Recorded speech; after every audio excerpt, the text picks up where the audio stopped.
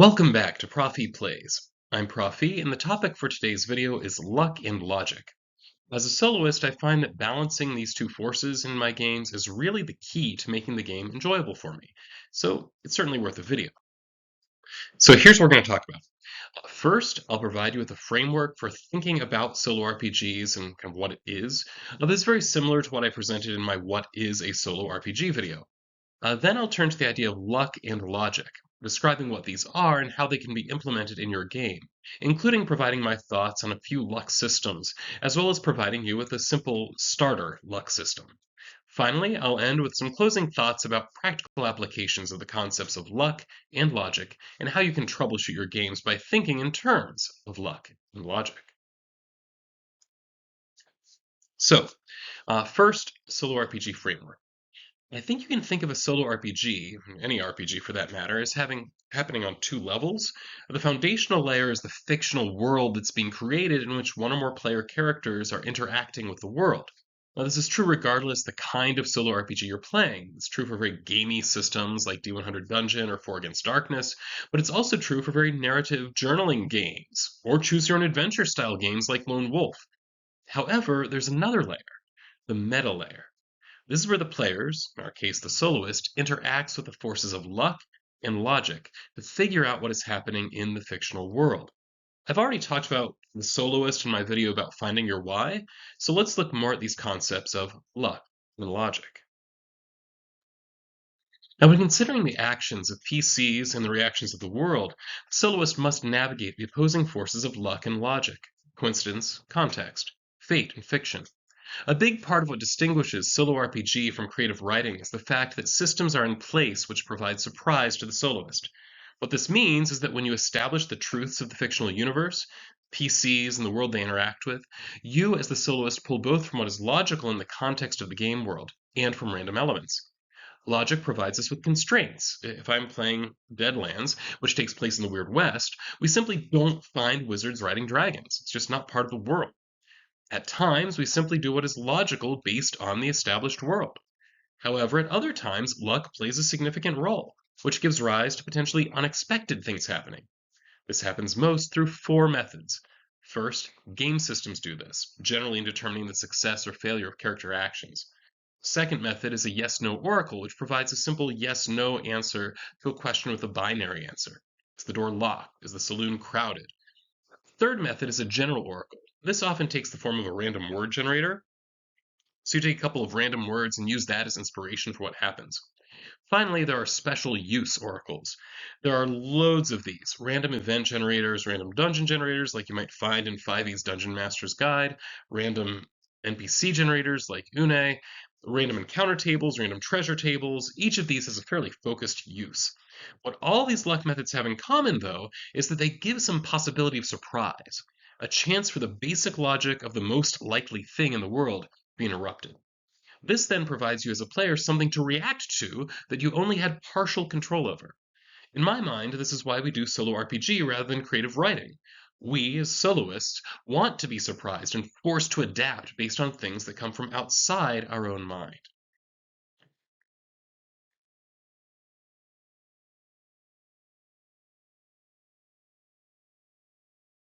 So I'm going to mention just a few luck system options for you to look at. Now, the classic, of course, is Mythic. Currently in its second edition, Mythic pairs a yes-no oracle which is adjusted for odds with something called a chaos factor. The chaos factor creates a momentum through which the world either becomes more and more under control or more out of control.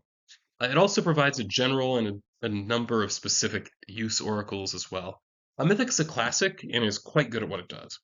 Personally, I don't like the chaos factor mechanic, but it's easy enough to ignore if you want to. You could use Covetous Poet's Solo GM Guide and Adventure Creator. It helps you set up an adventure by using a number of special use oracles, as well as some general oracles. To see this in action, check out my playlist where I used Covetous Poet in conjunction with the Cepheus engine for some sci-fi roleplay. Another option is CRGE, that's the Conjectural Role-Playing Game Master Emulator.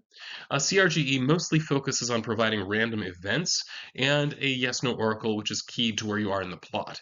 Now, I like the idea of CRGE, though one weakness is that the yes-no oracle doesn't adjust for the probability of the event happening. It's explicitly just for 50-50 odds. And now another option is the Gemulator. The Gemulator has a number of special use oracles that are useful for setting up a campaign, adventures, scenes.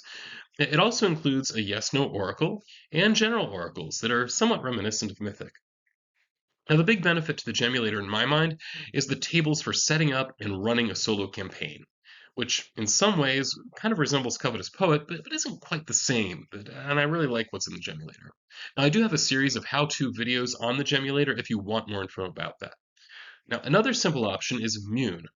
The made-up Namey emulator uses a simple D6 mechanic with advantage or disadvantage to account for odds, and also has some random events and modifications thrown in.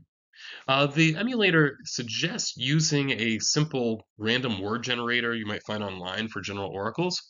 Now, finally, one of my favorites is the one-page solo engine. It uses a dice-based yes-no oracle and has a few options for others. And it has an NPC generator and a general oracle, as well as some other special use oracles, usually using playing cards or D6. Now, I do use this in some of my Dungeon Crawl Classics series. And naturally, there are many more as well. And many RPGs come with some kind of oracles. Shadow Dark, with its supplement Solo Dark, for example, has a load of oracles and random tables. Naturally, you can always make your own, which can be fun to do.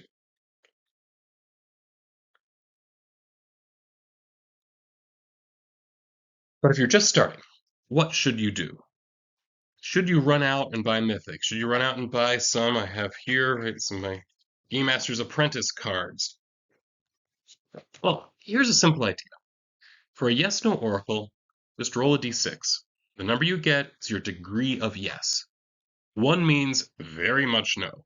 2 is just a no. 3, kind of no. 4, kind of yes. 5, yes. And 6, very much yes. For a general oracle, get a book. Might be a game book for the game you're playing, or it might be a novel. If you use a novel, make sure that it has the same feel as the game that you want to play. While it might be fun to use Lord of the Rings for playing a space role playing game, it's going to be a lot more work, so I'd not recommend that as a starter. Uh, then grab a handful of dice and use those to figure out what page you're pulling inspiration from. For example, if I'm playing an epic fantasy game, I might pull one of Robert Jordan's Wheel of Time books and then roll a d1000, so just 3 d10s. Each number indicates a digit, so 357 tells me to check page 357. Then I use that page to answer what general oracle question I have. If I'm looking for a location, I use a location that I read about on that page. NPC, same deal. Object, same deal. Or with a game book, you might end up rolling on a system page telling you various skill tests or something like that. If so, then something on that page just became relevant. So it might be one of those skill tests is now something they have to do. It's a particular skill check that is now important.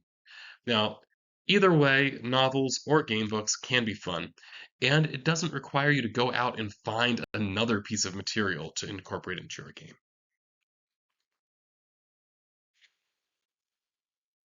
So, once you have a luck system in place, how do you use it? After all, in literally any situation that is not 100% certain, you have the opportunity to either rely on luck, consult the oracles, or on logic. Just do the most likely thing. What is the right balance? Well, the bad news, there is no one right balance. It really depends on your taste. Some people suggest a 3 question limit, so for any particular situation, you only consult oracles up to 3 times and then let logic take over from there. Some say the limit should just be twice. Personally, I really do think it's just a matter of taste and honestly your mood. So here's my standard. If the game feels too predictable, throw in more luck components. If the game feels too scattered, then use more logic. A lot of it's going to depend on your mood. Sometimes I just feel like rolling dice, so I consult the oracle a lot. Other times I feel like I really want to move the story forward, so I consult the oracle far less. Or it might depend on where you are in the story, the beginning, middle, or the end. And you'll see this in some solo RPG YouTube channels. For example, on Me, Myself, and Die, compare how much Trevor Duval relies on oracles in the first session of a season, where there's a lot of uncertainty and a desire to create story threads, with how much he relies on oracles in the last session of a season. when the goal is to bring things to a reasonable conclusion. Now, I haven't actually counted, but I'd be willing to bet there are way more random rolls in episode 1 than in the last episode. So, spend some time experimenting with how much you rely on luck versus logic, and don't be afraid to change the mix mid session if things feel off. After all, it's your game. You have no one to satisfy but yourself. So, this is Prof E, signing off.